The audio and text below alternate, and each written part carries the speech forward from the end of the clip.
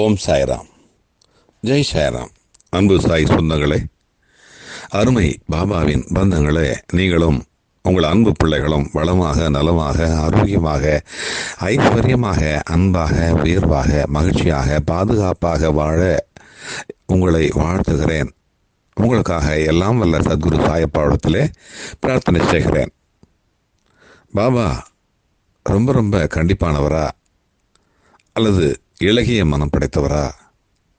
கேட்டதை கேட்டபடி எல்லாவற்றையும் கொடுப்பாரா அல்லது சோதனை செய்வாரா?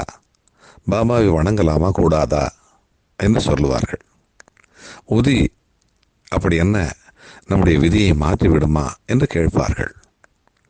அதற்கெல்லாம் பாபாவும் சிவனும் ஒன்றேதான் என்று அடிக்கடி நான் சொல்லி கொண்டு வருகிறேன். அடியன் நம்முடைய பாபாவை உபாசனை செய்து கொண்டு வருகிறேன். பாபா என்று சொன்னால் ஒரு பாபா அல்ல, 1000 பாபாமார்கள் நம்மோடு இருக்கிறார்கள். நம்மை வாழ்த்துகிறார்கள், வழி நடத்துகிறார்கள்.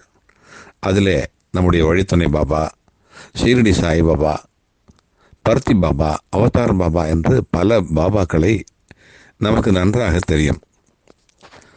தெரியாத பாபாமார்கள் எத்தனையோ பேர்கள் இருக்கிறார்கள். சிவபெருமான் தான் பாபாக்களாக இந்த உலகத்திலே நடமாடி கொண்டு வருகிறார்கள், நம்மை வழிநடத்தி கொண்டு இருக்கிறார்கள். அதனால் சிவன் கோயிலுக்கு சென்றாலும் பாபாவினுடைய கோயிலுக்கு சென்றாலும் இரண்டும் ஒன்றுதான். சிவனுடைய விபூதியும் சிவனுடைய அந்த வழிபாடும் பாபாவினுடைய உதியும் பாபாவினுடைய வழிபாடும் ஒன்றுதான் என்று அடிக்கடி நான் சொல்லி வருகிறேன். என்ன ஒன்று வித்தியாசம்? சிவன் நமக்கு தலைமை அலுவலகம், ஹெட் ஆஃபீஸ். பாபா நமக்கு பிரான்ச் ஆஃபீஸ். நமக்கு நேரடியான தொடர்பு என்பது நம்மை அருகாமையில் இருக்கிற நம்மை வழிநடத்துகின்ற அந்த பிரான்ச் அலுவலகம்தான். எதற்கெடுத்தாலும் நாம் அங்கே சென்று டெல்லிக்கு சென்று டெல்லியிலே போராட முடியாது. இங்கே இருக்கிற இந்த கிளை அலுவலகத்தில் தான் நாம் எல்லாவற்றையும் கொடுக்க வேண்டும். ஆனால் சில பேர் சொல்கிறார்களே, சிவன் சொத்து குலநாசம் என்று சொல்வார்கள். அதுபோல பாபாவினுடைய சொத்தும் குலநாசமா? இதை ஒரு ஒரு ஒரு ஒரு ஆலோசனையாகவோ அல்லது ஒரு அலசி பார்ப்போமே. சிவன் சொத்து குலநாசம் என்று சொல்கிறார்கள், இது உண்மையா? பொதுவான ஒரு விளக்கம் என்று சொன்னால், சிவனுடைய கோவில் சிவனுடைய சொத்தை அபகரித்தால் குலநாசம், அது உண்மை. இது வித்தியாசமான ஒரு சிந்தனை கோணத்திலே நாம் சிந்திக்கலாமே.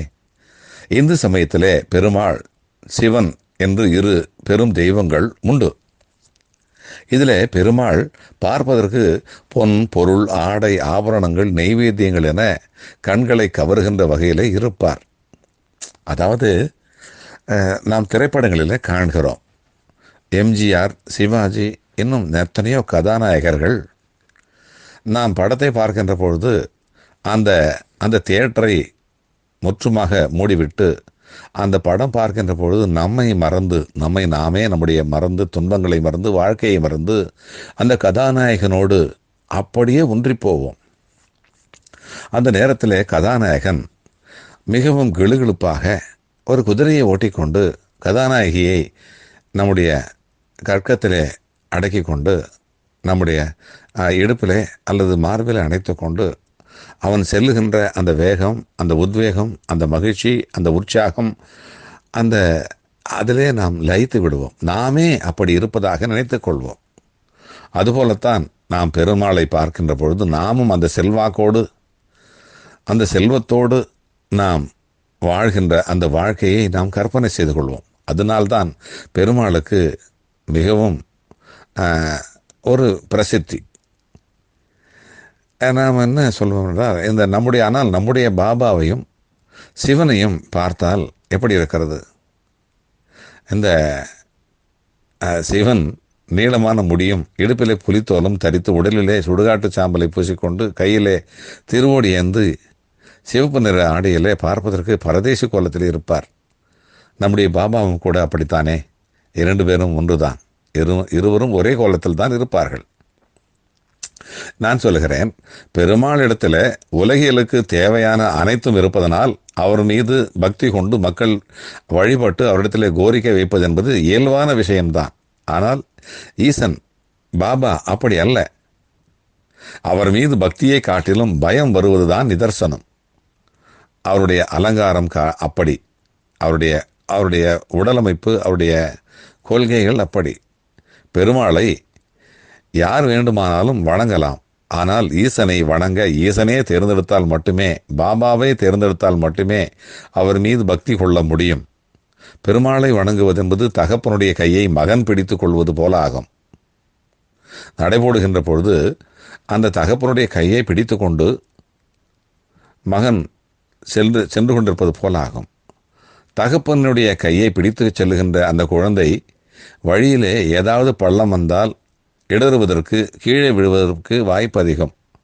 அந்த நேரத்தில் தகப்பன் தூக்கி காப்பாற்றுவார் நிச்சயம். ஆனால் ஈசனை, நம்முடைய பாபாவை வணங்குவது தகப்பன் குழந்தையினுடைய கையை பிடித்து கொண்டு செல்வது போலாகும். தகப்பனால் கரம் பற்றி அழைத்து செல்லப்படுகின்ற குழந்தை கீழே விழுவதற்கோ அந்த வழி தவறவோ வாய்ப்பே இல்லை. சிவன் சொத்து எனப்படுவது திருநீரும் அந்த உதியும் ருத்ராட்சமுமே. இதை அணிந்தால் அவரது குலம் நாசமாகுமா? நாசமாகும். அதாவது அவரது பாவங்கள் அனைத்தும் நாசமாகும். உதி நம்முடைய விதியை மாற்றும். அவரது மறுபிறப்பும் கூட நாசமாகும். மறுபிறப்பே இல்லாத ஒரு நிலை உண்டாகும். அவரால் அவரது வம்சமே பிறவி கடலில் இருந்து மீண்டு பிறவா நிலையை அடைவார்கள். இதுவே சிவன் சொத்து குலநாசம் என்பதனுடைய ரகசியம், பொருள் அல்லவா? சிவனுடைய சொத்தை நாம் எடுத்து, பாபாவுடைய உதியை நாம் எடுத்து கொஞ்சம் கொஞ்சம் நம்முடைய நெற்றியிலே வைத்துக்கொண்டால், கொஞ்சம் நம்முடைய வாயிலை போட்டுக்கொண்டால் அதுவே மருந்து. அவரே மருத்துவர். நாம் அவருடைய பிள்ளையாகிய நாம் எல்லோரும் அவருடைய பிள்ளையாக மாறிவிட்ட பிறகு அவரே நம்முடைய சொத்து. அவருடைய சொத்துக்கள் எல்லாம், இந்த பிரபஞ்சமே அவருடைய சொத்து. பிறகென்ன, நாம் எல்லோரும் இந்த பிரபஞ்சத்தினுடைய சொந்தக்காரர்கள், அந்த சொத்தினுடைய சொந்தக்காரர்கள். ஆக நம்முடைய குலமே பிறப்பற்று, குலமே இல்லாமல், நம்முடைய குலமே சிவனோடு பாபாவோடு ஐக்கியமாக கூடிய நல்லதொரு வாய்ப்பை நாம் பெறுவோம். இதுதான் சிவன் சொத்து குலநாசம் என்பதாகும். கண்டிப்பாக சிவனோடு, ஜீவனோடு, சாயப்பாவோடு ஐக்கியமாவோம். சாயாமல் வாழ்வோம். நல்ல எதிர்காலத்தை நாம் பெறுவோம்.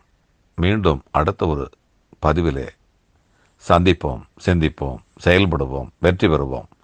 உங்கள் சாய்ராம்ஜி, வண்டலூர் வழித்துணை பாபா கூட்டு பிரார்த்தனை கோபுரத்திலிருந்து. ஜெய் சாய்ராம்.